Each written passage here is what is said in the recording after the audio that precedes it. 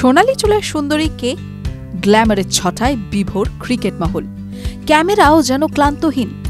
বারবার প্যান করছে বিদেশিনীকে, বুকে হিল্লোল তুলে হাসছেন তিনি। গ্যালারি মাঠের দিকে চোখ রাখবে কি?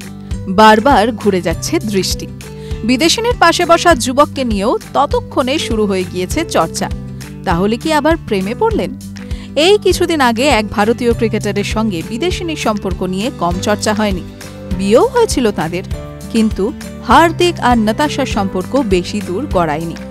সেই ঘটনার রেশ থিতিয়ে যেতে না যেতেই আবার এক ভারতীয় ক্রিকেটারের সঙ্গে শুরু এক বিদেশিনীর প্রেম কাহিনী।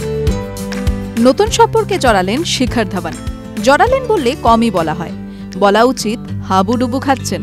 সদ্য অবসর নিয়েছেন ক্রিকেট থেকে। ইদানিং কমেন্ট্রি বক্সে নিয়মিত দেখা যায় তাকে। তাও কিন্তু খবরে রয়েছেন প্রবলভাবে। এক বিদেশিনীর সঙ্গে চুটিয়ে প্রেম করছেন ভারতীয় দলের প্রাক্তন প্লেয়ার। এক অনুষ্ঠানে নিজেই ফাঁস করে দিয়েছেন প্রেমের গল্প। 2023 সালে আয়েশা মুখোপাধ্যায়ের সঙ্গে বিবাহ বিচ্ছেদ হয়ে গিয়েছে ধাওয়ানের। প্রাক্তন ওপেনার আবার পড়েছেন নতুন প্রেমে। এই বিদেশিনী কে? কোথায় দেখা হলো তাদের? সম্পর্কের গুঞ্জনটা শুরু হয়েছিল চ্যাম্পিয়ন্স ট্রফির সময় ভারত বনাম বাংলাদেশ ম্যাচের সময়।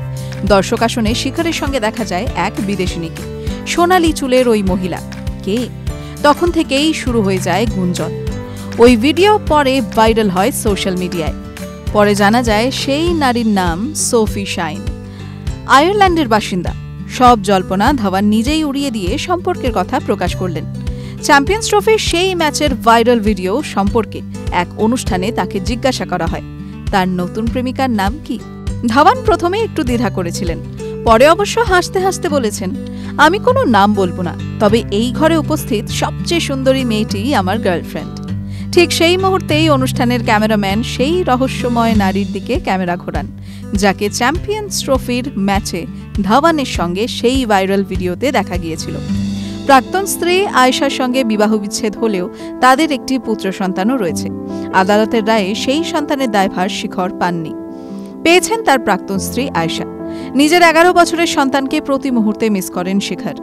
এক সাক্ষাৎকারে ধাওয়ান জানিয়েছেন, ছেলের সঙ্গে 2 বছর হলেও দেখাই করতে পারেননি তিনি। গত বছর কথা পর্যন্ত বলতে পারেননি। শিখর যে ছেলেকে প্রতি মুহূর্তে মিস করেন তাও বলেছেন।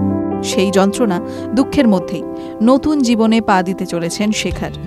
আইরিশ সুন্দরীর প্রেমে মজেছেন, চুটিয়ে ডেট করছেন সোফিকে। প্রশ্ন হলো, এই প্রেম পরিণতি পাবে কবে? পাত পেরে শিখরের বিয়ে খাওয়ার জন্য মুখিয়ে রয়েছেন তার বন্ধুরা। TV9 Bangla digital.